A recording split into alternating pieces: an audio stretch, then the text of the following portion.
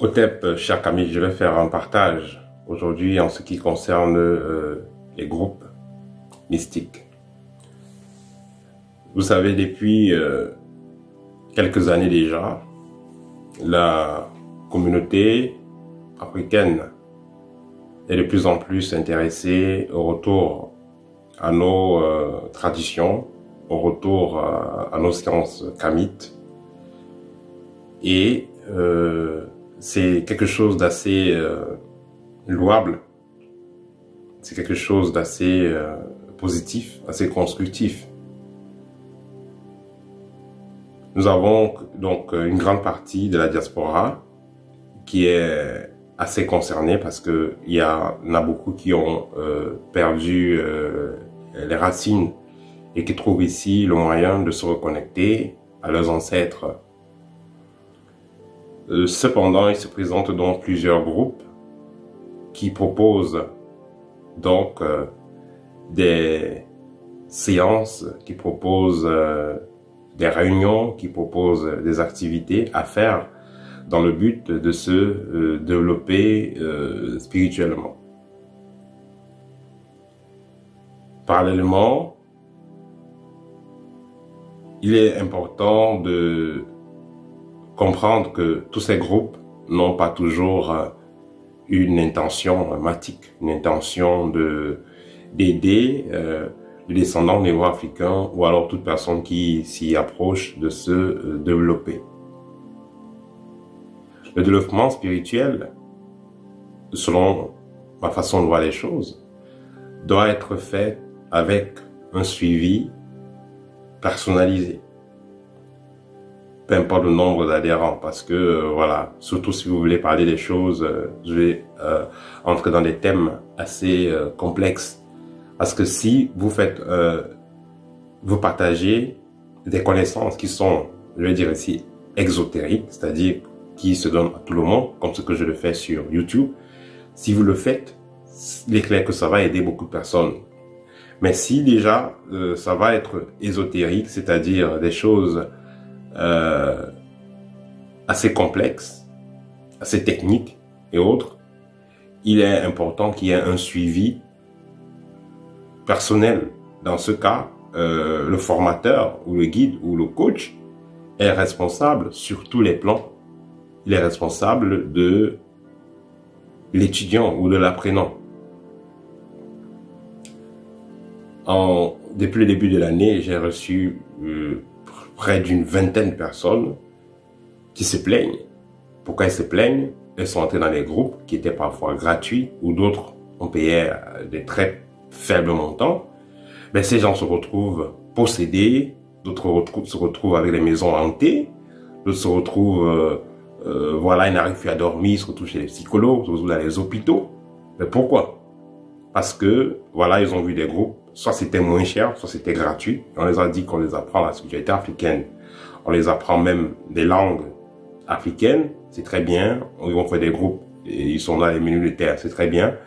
Mais voilà, plus tard, ils vont faire des invocations, ils vont faire des appels. Et c'est comme ça que les gens se retrouvent possédés. Il est important de comprendre que beaucoup de ces groupes qui ont été mis sur pied ont été mis sur pied par des personnes qui n'ont pas l'expérience requise. Parce que, voilà, avant de décider de gérer des groupes, il est important d'avoir son expérience. Et l'expérience, on ne va pas l'avoir en lisant des livres. L'expérience, c'est quelque chose d'assez pratique. C'est par rapport à votre vécu, par rapport à ce que vous avez eu à expérimenter. C'est tout ça qui fera que vous ayez de l'expérience pour pouvoir encadrer des personnes. Et dans des groupes, ce qui est assez gênant dans des groupes, c'est que la plupart de ces groupes, n'importe qui y entre. Et c'est comme ça que, voilà, vous vous retrouvez dans un égrégore fantôme, mélangé avec des fantômes, mélangé avec des zombies. Et les gens se trouvent possédés de part et d'autre. Or, quand il y a un certain... un instant...